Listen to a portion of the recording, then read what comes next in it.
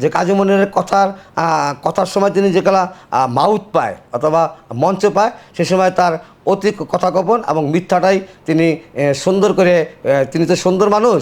ফুটানোর চেষ্টা করে আসলে বাস্তব এবং এই ধরনের তিনি এইসব মিথ্যা কথা অতি কথা গোপন তার একটা অভ্যাস হয়ে দাঁড়াইছে। বিশেষ করে 2018 সনে আমাদের ভারপ্রাপ্ত চেয়ারম্যান বিএনপির পার্টি অফিসের মনে হয় 3 তলায় হবে, সেখানে একটা স্ক্যাপ ছিল। তো স্ক্যাপের মধ্যে সেই সময় সভাপতি কাজী মনির সাহেব, মামুন মাহমুদ, জাহিদ হাসান রোজেল, পান্না মোল্লা, লুৎফর রহমান খোকা আর আমি উপস্থিত ছিলাম। সেখানেও কিন্তু দেখা গেছে তারেক রহমান তাকে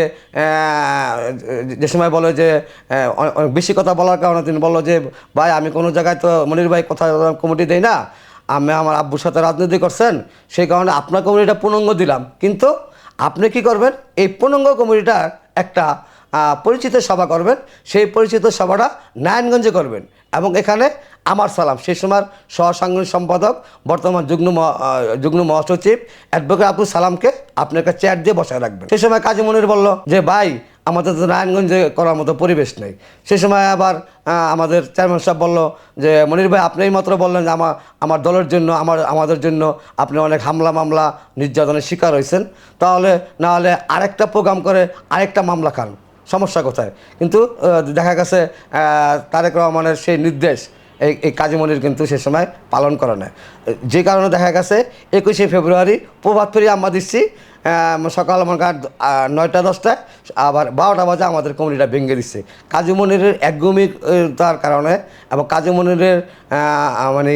ব্যর্থতার কারণে। আমি কাজী মনির যেই কমিটির সভাপতি ছিল আমি সেই কমিটির সহসাংগঠনিক সম্পাদক ছিলাম, সেই কমিটিটা তিনি তার ব্যর্থতার কারণে ভেঙে দিয়েছে। কারণ তিনি আমাদের যে 10টা ইউনিটে তিনি যে দীর্ঘদিন দায়িত্বে ছিল, থানা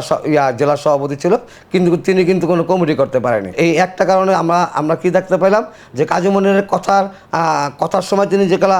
মাউথ পায় অথবা মঞ্চ পায় সে সময় তার অতি কথা গোপন এবং মিথ্যাটাই তিনি সুন্দর করে তিনি তো সুন্দর মানুষ ফুটানোর চেষ্টা করে আসলে বাস্তবে তার কথা এবং কাজের কোনো মিল খুঁজে বিএনপি নেতাকর্মীরা কোনো সময় পায় না এবং তিনি দলের জন্য নারায়ণগঞ্জ জেলা আমি জানি না রূপগঞ্জের জন্য তিনি কী করছেন, নারায়ণগঞ্জ জেলা বিএনপির জন্য অথবা নারায়ণগঞ্জে আরও যে 9টি ইউনিট আছে তাদের কোনো সুখে দুঃখে মামলা মোকদ্দমা এবং কোনো কিছুতেই কাজী মনিরের কোনো সম্পর্ক যুক্ত নেই। তাই আমি মনে করি যে ব্যবসায়িক সমিতিতে তিনি যে মিথ্যা কথা বলছে সেটা